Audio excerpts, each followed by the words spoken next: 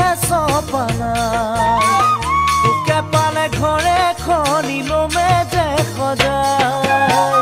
মৰম লগা ভণ্টিজনীৰ নাজানো কথা আছে নেকি কোনোবা জান তোমাৰ মৰমত এতিয়ালৈ কোনো যদি কাষে চপানা